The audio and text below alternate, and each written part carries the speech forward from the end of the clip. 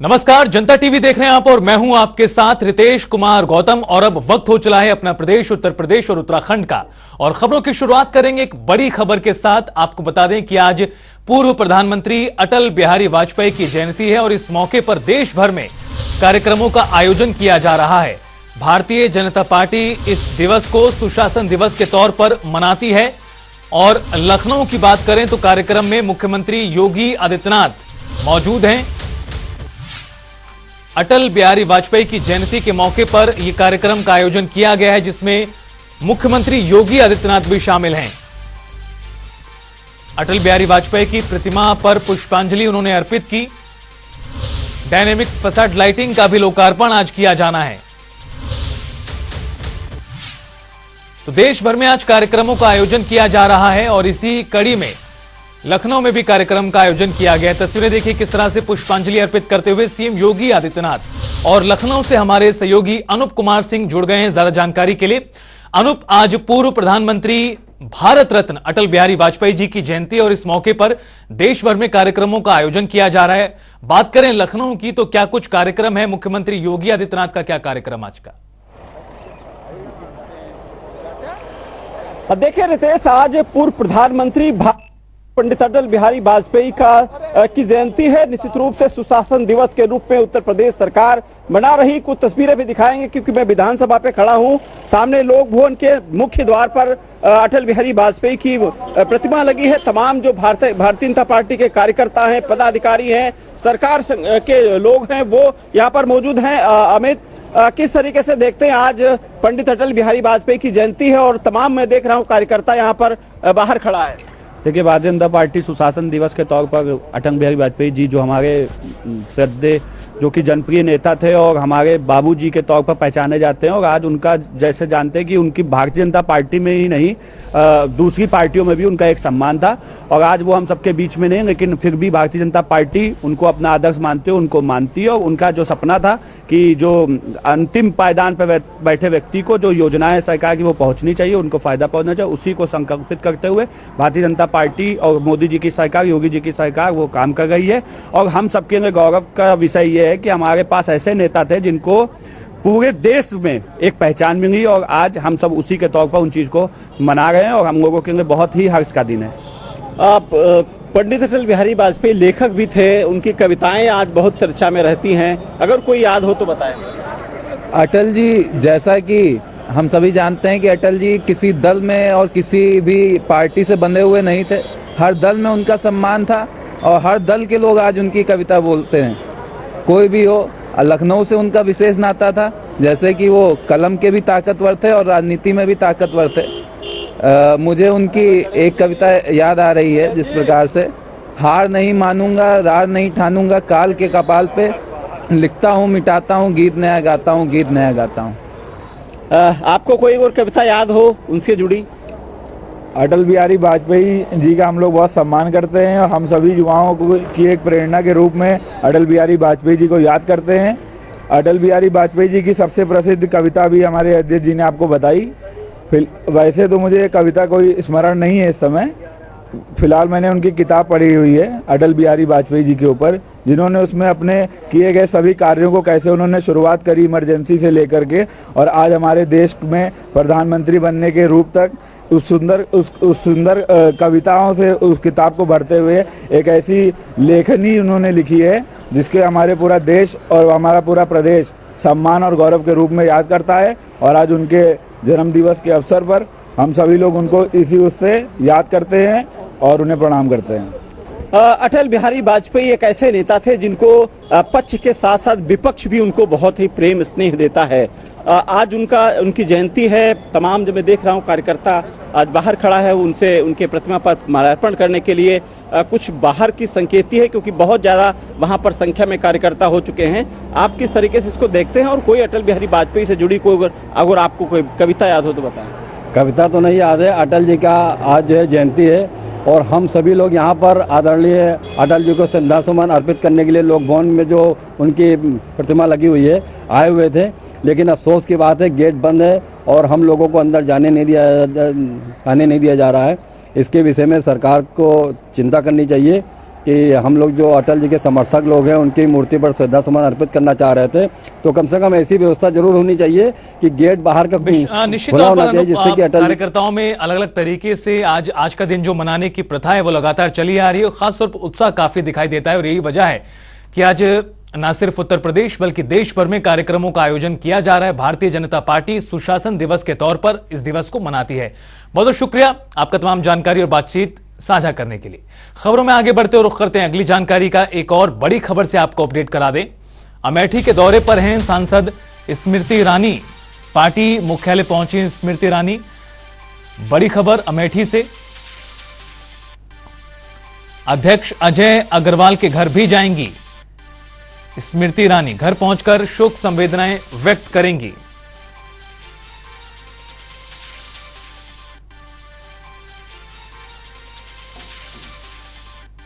और अमित कुमार हमारे सहयोगी ज्यादा जानकारी के लिए अमेठी से, माफ कीजिएगा, विनोद कुमार हमारे सहयोगी ज्यादा जानकारी के लिए हमारे साथ जुड़ गए। विनोद, अमेठी के दौरे पर हैं स्मृति ईरानी, पार्टी मुख्यालय भी पहुंच चुकी हैं। आज का कार्यक्रम क्या कुछ है, क्या और जानकारी से जुड़ी हुई? जी रितेश, बिल्कुल बता दूं आपको कि केंद्रीय मंत्री स्मृति ईरानी आज अपने संसदीय क्षेत्र अमेठी में हैं। सर्वप्रथम वो बीजेपी कार्यालय पहुंचकर पूर्व प्रधानमंत्री भारत रत्न अटल बिहारी वाजपेयी के श्रद्धांजलि सभा में शामिल हो रही हैं। निकाय चुनाव से पहले बीजेपी कार्यकर्ताओं के साथ उनकी एक बैठक जो कि अहम मानी जा रही है। अपने निर्माणाधीन सांसद आवास पर महिलाओं के साथ सुनेंगी पीएम मोदी की मन की बात, जिसमें कलेक्टर में आयोजित सुशासन दिवस कार्यक्रम में भी शामिल होंगी। उसके बाद विकास से जुड़ी कई परियोजनाओं का करेंगी लोकार्पण और शिलान्यास, जिसके बाद अन्य कई निजी कार्यक्रम में हिस्सा लेंगी और उस पर शामिल होंगी। जी रितेश जी। विनोद, क्या तैयारियां क्या कुछ की गई हैं स्मृति ईरानी के दौरे को देखते हुए, और अन्य कार्यक्रम भी क्या पार्टी से जुड़े हुए, संगठन से जुड़े हुए? जी बिल्कुल बता दूं कि अगर तैयारियों की बात करें तो अमेठी प्रशासन पूरी तरह से मुस्तैदी से लगा हुआ है, पूरी तैयारियां कर ली गई हैं। अगर हम उनके कार्यक्रम की बात करें तो वो सर्वप्रथम वो पार्टी कार्यालय पहुंची हैं, जहां पर पूर्व प्रधानमंत्री भारत रत्न के अटल बिहारी वाजपेयी के श्रद्धांजलि सभा में शामिल हुई हैं। उसके बाद वो कई अन्य निजी कार्यक्रम में शामिल होंगी, कई जगह पहुंचकर शोक संवेदना व्यक्त करेंगी। उसके बाद जी रवाना हो जाएंगी। चलिए, बहुत बहुत शुक्रिया विनोद तमाम जानकारी साझा करने के लिए। तो अमेठी के दौरे पर है केंद्रीय मंत्री स्मृति ईरानी और अलग अलग कार्यक्रमों में भाग लेंगी। प्रधानमंत्री नरेंद्र मोदी की मन की बात कार्यक्रम में भी वो शामिल होंगे।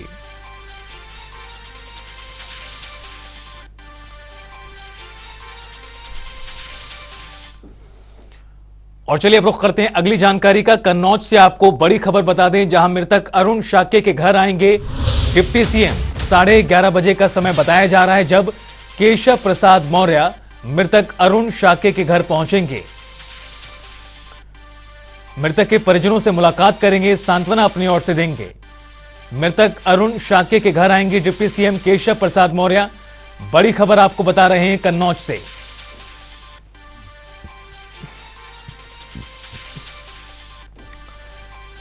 तो केशव प्रसाद मौर्य करीबन 11:30 बजे पहुंचेंगे कन्नौज और मृतक अरुण शाक्य के घर पहुंचेंगे डिप्टी सीएम। इस दौरान परिजनों से मुलाकात करेंगे, सांत्वना देंगे। बड़ी खबर कन्नौज से। उप मुख्यमंत्री केशव प्रसाद मौर्य का कन्नौज दौरा, और इस दौरान वो मृतक अरुण शाक्य के घर आएंगे और जो समय बताया जा रहा है उसके अनुसार 11:30 बजे पहुंचेंगे। और अनुप कुमार सिंह हमारे सहयोगी जुड़ गए हैं ज्यादा जानकारी के लिए। अनुप, उप मुख्यमंत्री केशव प्रसाद मौर्य कन्नौज के दौरे पर हैं, बताया जा रहा है मृतक अरुण शाक्य के घर पहुंचेंगे। क्या कुछ और इससे जुड़ी जानकारी? देखिए, कन्नौज में अरुण शाक्य की संदिग्ध हालात में मौत हो गई। कुछ परिवारजनों का आरोप है कि उनकी हत्या की गई है, लेकिन वहीं दूसरे पक्ष के लोग भी ये भी कह रहे हैं कि उन्होंने सुसाइड किया है। हालांकि इस मामले में पुलिस जांच कर रही है।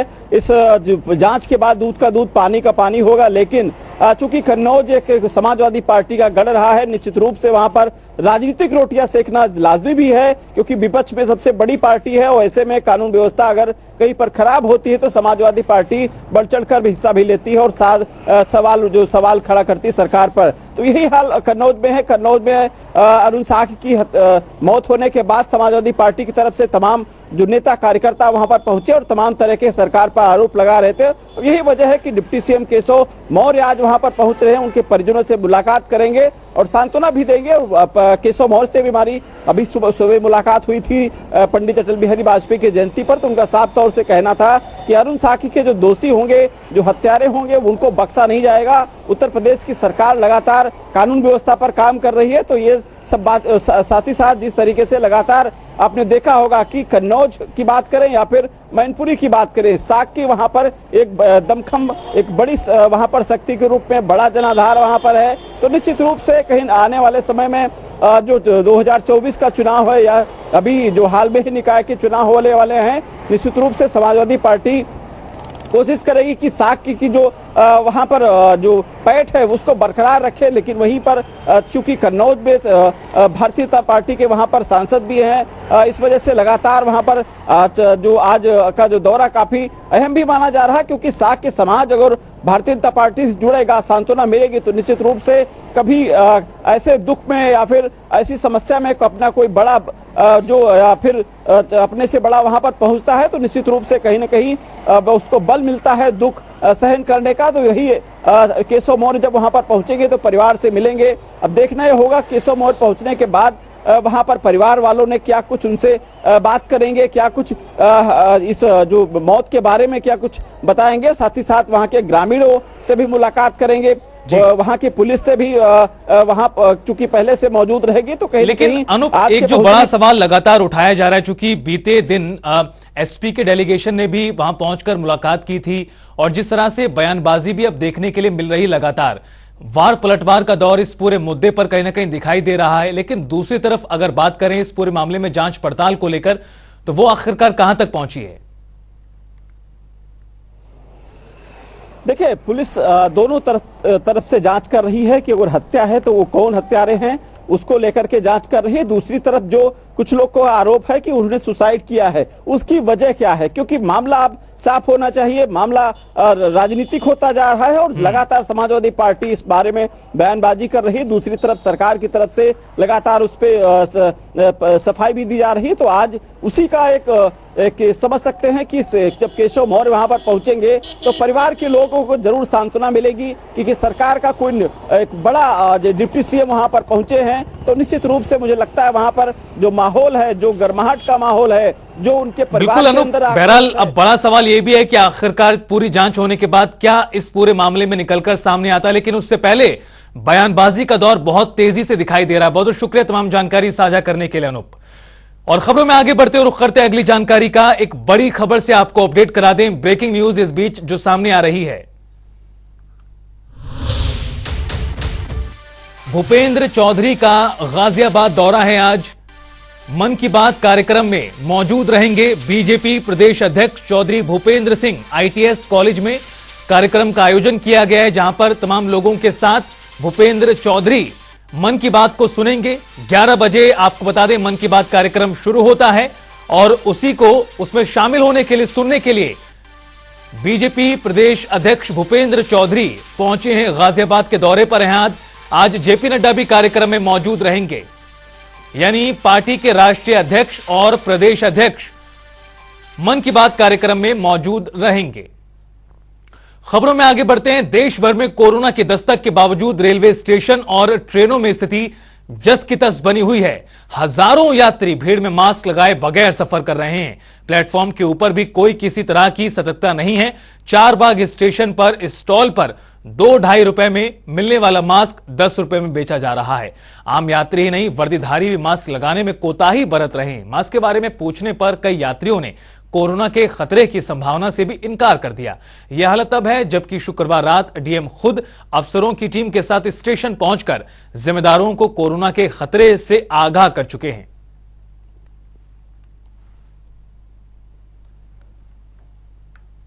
चीन में कोरोना की लहर आने के बावजूद अभी भारत के लोग नहीं चेत रहे हैं और देखा जा रहा है कि पूरे चारबाग स्टेशन पर इस समय कहीं भी मास्क लगा कर एक यात्री नजर नहीं आ रहा है। ट्रेन आई हुई है, सामने गोरखपुर यशवंतपुर एक्सप्रेस खड़ी हुई है, इससे सैकड़ों यात्री उतरे और किसी यात्री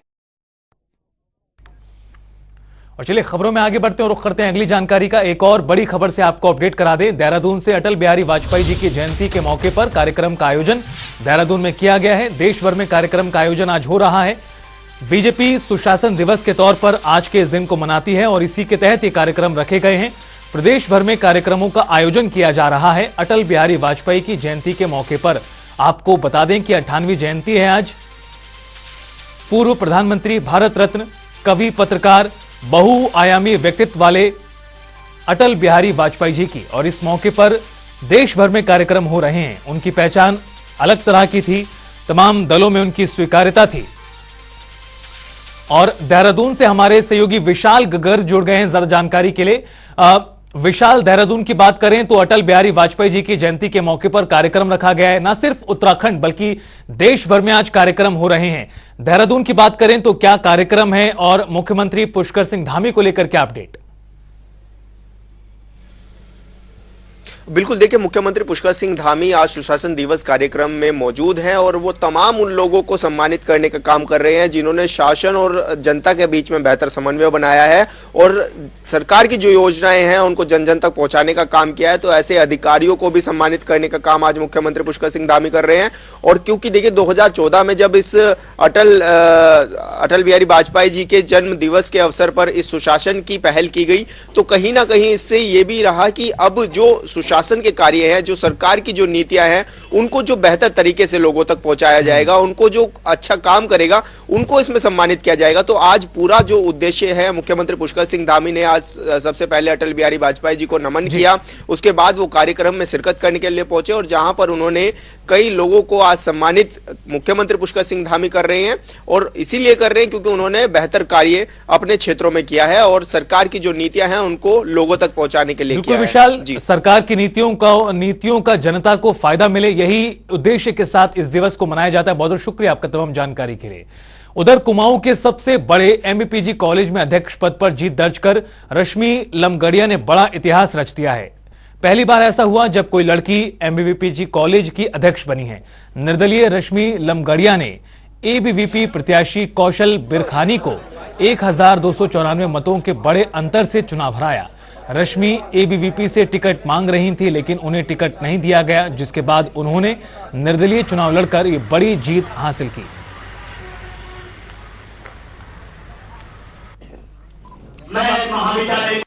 कुमाऊं के सबसे बड़े एमबीपीजी कॉलेज में रश्मि लमगड़िया ने एक बड़ा इतिहास रच दिया है। पहली बार कोई लड़की छात्र संघ अध्यक्ष बनी। हमारे साथ सीधे बात करने के लिए रश्मि लमगड़िया मौजूद है। रश्मि, किसे देंगे इस जीत का श्रेय? इस जीत का श्रेय मैं समस्त छात्र छात्राओं को देना चाहूँगी। ये जीत उन्हीं की जीत है और समस्त पूर्व पदाधिकारी, जो बड़े भैया लोगों ने मुझे अपना समर्थन दिया। और जैसे कि सभी को पता है मैं एक निर्दलीय प्रत्याशी थी, उनके साथ समर्पण, उनके आशीर्वाद से और अब समस्त गुरुजनों के आशीर्वाद से, आप मीडिया वालों को भी मैं धन्यवाद करना चाहती हूँ कि आप लोगों ने मेरी बात को जन जन तक पहुँचाया। और अपने परिवार को मैं इसका श्रेय देना चाहती हूँ, अपने सभी भाई बहनों को, अपने छोटे कॉलेज के भाई बहनों को जिन्होंने शुरुआत से ही मेरा समर्थन कराया मुझे। मैं अपना पूरा श्रेय आप लोगों को देना चाहती हूँ। ये पूरा इलेक्शन जो हम विनर्स रहे हैं, ये आप सभी लोग विनर्स रहे हैं, इसका श्रेय आप ही लोगों को जाता है। रश्मि, एबीपी से टिकट मांग रही थी, आप लंबे समय से वहाँ कार्य भी कर रही थी लेकिन टिकट नहीं मिला, अब जीत दर्ज की है, अब आगे रुक क्या रहेगा? देखिए, जो पूर्व पदाधिकारी थे जिन्होंने मुझे अपना समर्थन दिया था, अभी मुझे जो वो बोलेंगे मैं वही करूँगी, लेकिन मैं परिषद या कोई संगठन अभी फिलहाल ज्वाइन नहीं करना चाहती हूँ। अब एक बड़ी जीत दर्ज की है, अब आगे किस तरह का कार्य होगा छात्रों के लिए, कॉलेज के लिए? देखिए, अभी मैंने कॉलेज का इलेक्शन जीता है तो मेरा फोकस अभी सिर्फ विद्यार्थियों पे रहेगा, हमारे कॉलेज के स्टूडेंट्स पे रहेगा, हमारे कॉलेज के एक स्वस्थ वातावरण के लिए रहेगा। जो मैंने वादे आप लोगों से चुनाव से पहले करे थे, उन्हीं वादों पे खरा उतरने का पूरा प्रयास करूंगी मैं। तो ये थी हमारे साथ नवनिर्वाचित अध्यक्ष, जो पहली बार किसी लड़की ने यहाँ पे जीत दर्ज करी है। अब उनका कहना है कि एमबीपीजी कॉलेज के लिए कुछ नया करेंगे, छात्रों के लिए कुछ बेहतर करेंगे। हल्द्वानी से योगेश शर्मा, जनता टीवी। और चलिए अब सीधा रुख करते हैं लखनऊ का। मुख्यमंत्री योगी आदित्यनाथ क्या कुछ कह रहे हैं आपको सुनाते हैं। एक लेखक भी थे, एक पत्रकार भी थे, एक संवेदनशील जनप्रतिनिधि भी थे और श्रद्धेय अटल जी इस देश की विदेश नीति को वैश्विक मंच पर प्रभावी ढंग से रखने वाले एक प्रखर राजनेता भी थे, तो देश के नेतृत्वकर्ता के रूप में अस्थिरता के दौर से उभार करके भारत की राजनीति को स्थिरता, पारदर्शी और जवाबदेह कैसे बनाया जाना चाहिए, इसके प्रतीक पुरुष भी थे। प्रधानमंत्री के रूप में देश के सामने जो मानक सरदेव अटल जी ने रखे थे, चाहे वह गरीब कल्याण के हो, शासन प्रशासन की व्यवस्था की शुचिता और पारदर्शिता को लेकर के हो, या भारत को दुनिया की एक बड़ी ताकत के रूप में स्थापित करने की दृष्टि से भारत को परमाणु संपन्न बनाने और भारत के इंफ्रास्ट्रक्चर डेवलपमेंट के लिए, बुनियादी ढांचे के विकास के लिए किस प्रकार की कार्य योजना बननी चाहिए, 6 वर्ष के अपने यशस्वी कार्यकाल के दौरान सरदेव अटल जी ने इस देश के सामने उन मानकों को प्रभावी ढंग से रख करके भारत के 100 करोड़ से अधिक लोगों के जीवन में व्यापक परिवर्तन लाने का कार्य किया था।